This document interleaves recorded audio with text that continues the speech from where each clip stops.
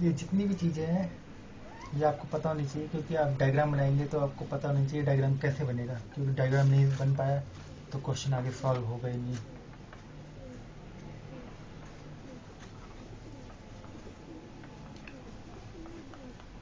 ये जो मैंने बताया ये चीज़ डायग्राम बनाने के काम आता है। अगर पीवी डायग्राम बना रहे हैं तो आपको पता होना चाहिए कि एक्सपेंशन पॉजिटिव एक्स डायरेक्शन में होगा और कंप्रेशन नेगेटिव एक्स डायरेक्शन में होगा। इस समय जब आप डायग्राम बनाएंगे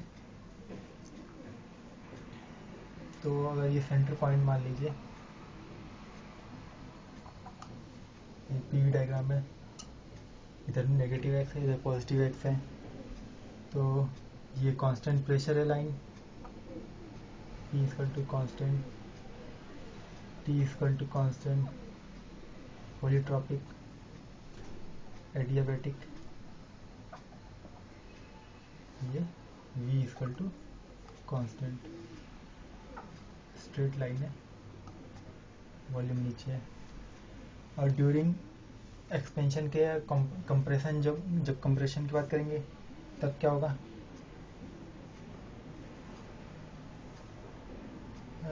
प्रेशर कंप्रेस हो रहा है, P equal to constant during compression, और फिर होगा T equal to constant temperature, polytropic, ये स्लोप T का कम है पॉलीट्रॉपिक का ज़्यादा है। एडियाबैटिक की बात आई, एडियाबैटिक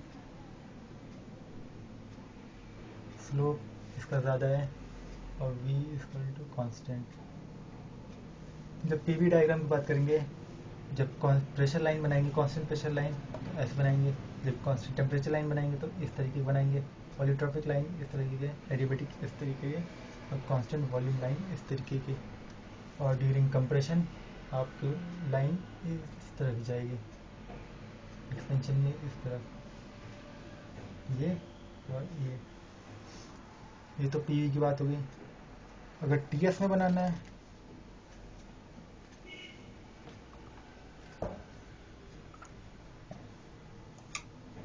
ये टी है,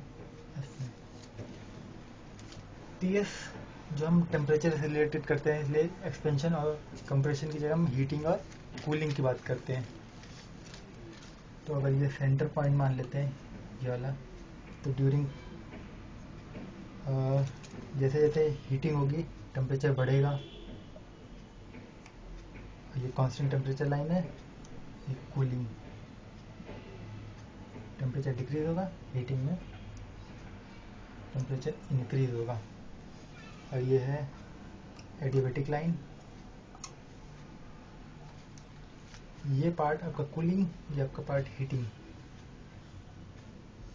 और कांस्टेंट प्रेशर लाइन और कांस्टेंट वॉल्यूम लाइन बताया था कि कांस्टेंट वॉल्यूम का स्लोप, अगर ये समझ याद नहीं आता तो याद रखिए, P Q R S T, P के बाद V आता है, तो V का हमेशा कांस्टेंट लाइन ऑफ वॉल्यूम हमेशा स्लोप ज़्यादा होगा।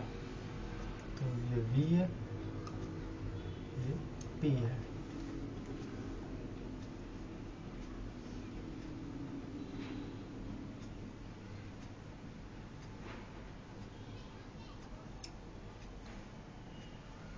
इस तरीके से बनेगा, T equal to constant adiabatic, constant volume, constant pressure. Polytropic की बात नहीं करेंगे क्योंकि वो ज़्यादा खतरनाक नहीं है, अगर आ भी गया तो वो टी और एडियाबैटिक के बीच में ही होता है। ये हो गया डायग्राम बनाने के बाद। अगर आपको डायग्राम आता है तो आप अच्छे से बना पाएंगे, नहीं आता तो फिर नंबर को बाय बाय कर लीजिए।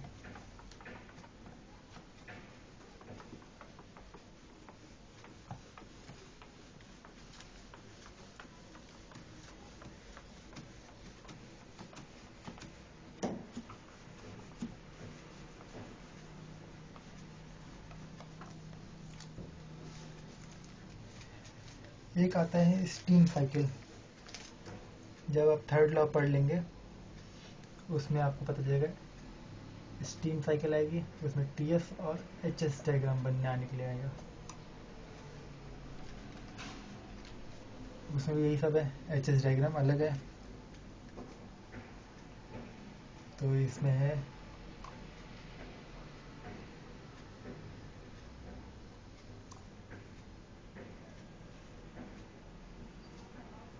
P इक्वल टू कॉन्स्टेंट, जो नीचे लाइन आएगी वो S इक्वल टू कॉन्स्टेंट यानी एडियाबेटिक लाइन है। H हमारा इंथैल्पी होता है, ये इंथैल्पी कांस्टेंट है। और ये line T equal to constant है एचएस डायग्राम के लिए। ये हमारा क्रिटिकल पॉइंट होता है, लाइन ऐसे आती है यहाँ क्रिटिकल पॉइंट, फिर आपका डायग्राम बनना शुरू होता है।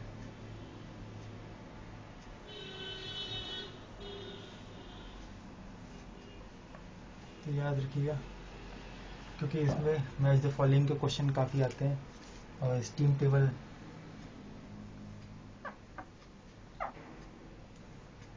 स्लोप इसका ज़्यादा है, इसका कम है, क्रिटिकल पॉइंट इसका यहाँ पे।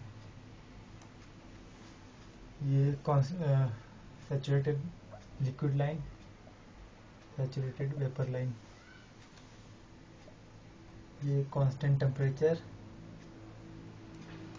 Constant pressure line. यहाँ पे टेम्परेचर भी कांस्टेंट है और प्रेशर भी कांस्टेंट है। Constant temperature line, constant pressure line. Adiabatic तो पता ही है, एडियाबेटिक की लाइन नीचे या फिर ऊपर होगी तो एडियाबेटिक हो जाएगा। और इस तरफ में, इस तरफ ये T equal to constant, T equal to constant adiabatic है, तो इधर या फिर इधर स्ट्रेट वर्टिकल लाइन।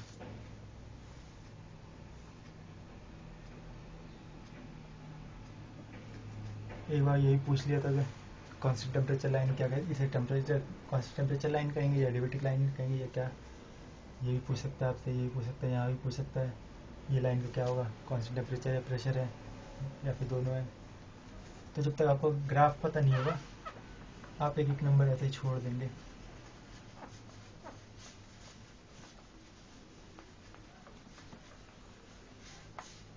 और ग्राफ से related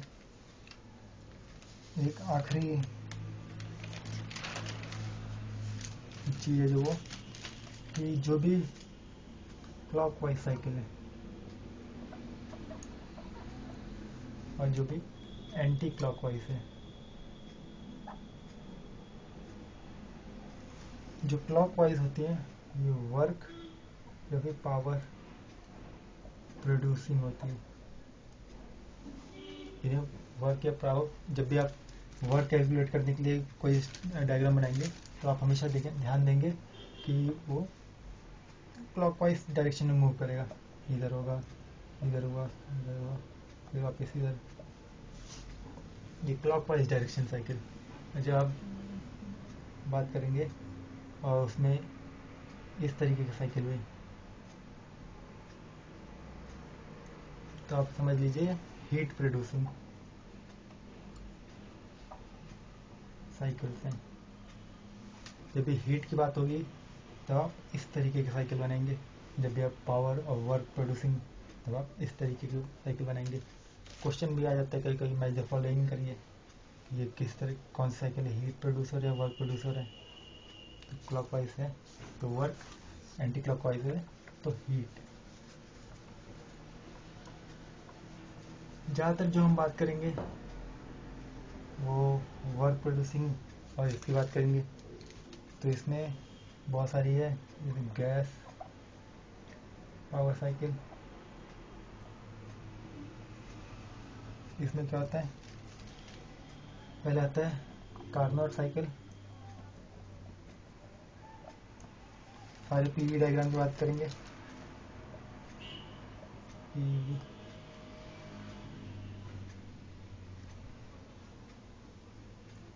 T equal to constant और ये adiabatic.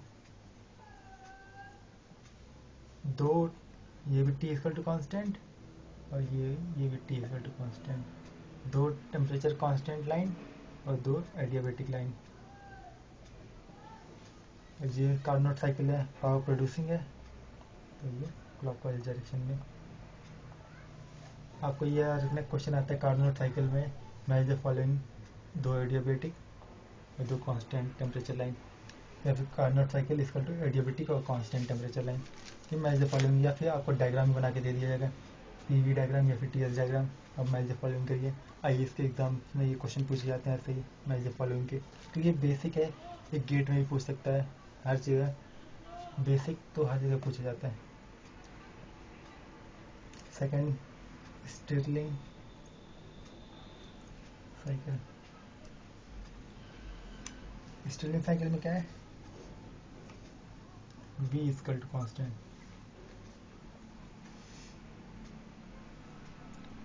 T equal to constant और V equal to constant.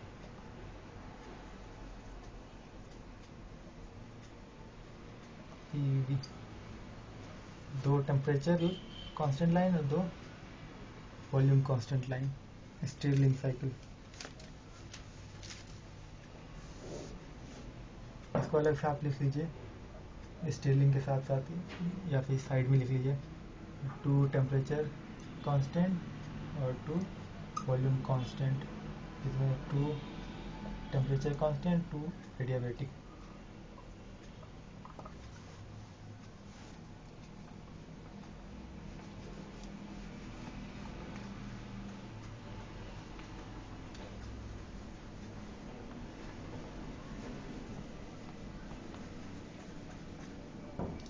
Gas power cycle की बात कर रहे थे, दो जगह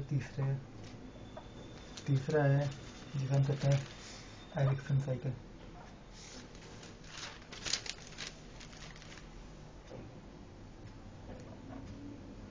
इसमें पीवी डायग्राम की बात करेंगे, पी वी,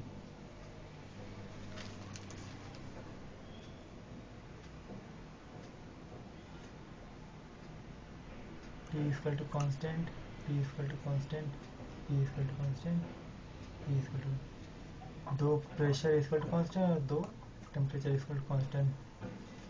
एरिक्सन साइकिल हमेशा क्लॉकवाइज हो गया क्योंकि ये पावर प्रोड्यूसिंग है। चौथा, ऑटो साइकिल,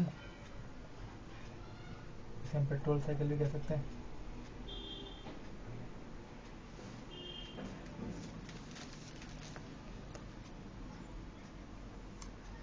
पीवी डायग्राम,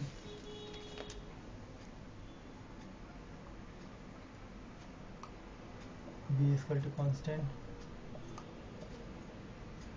और दो आइसेंट्रोपिक, दो वॉल्यूम इक्वल टू कांस्टेंट, दो आइसेंट्रोपिक। रिवर्सिबल एडियाबेटिक को हम आइसेंट्रोपिक कहते हैं, लेकिन आइसेंट्रोपिक हमेशा रिवर्सिबल एडियाबेटिक हो ये जरूरी नहीं है, इसलिए हम यहाँ पे एडियाबेटिक ना कह के आइसेंट्रोपिक का है। पांचवा, डीजल साइकिल, पीवी डायग्राम,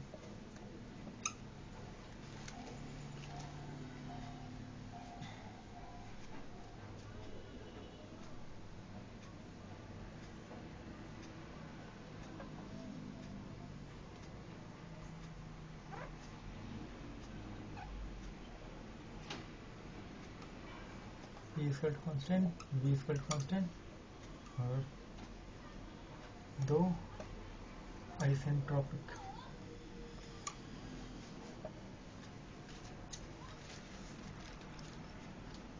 इसके बाद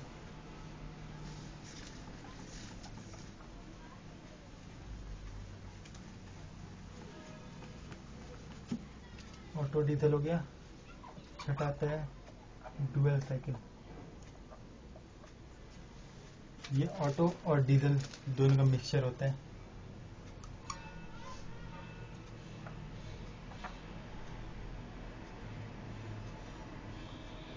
P equal to constant, V equal to constant, V equal to constant और 2 आइसेंट्रोपिक। ये थोड़ा डिफरेंट है इसमें, P इक्वल टू कॉन्स्टेंट एक line, 2 V equal to constant और 2 आइसेंट्रोपिक।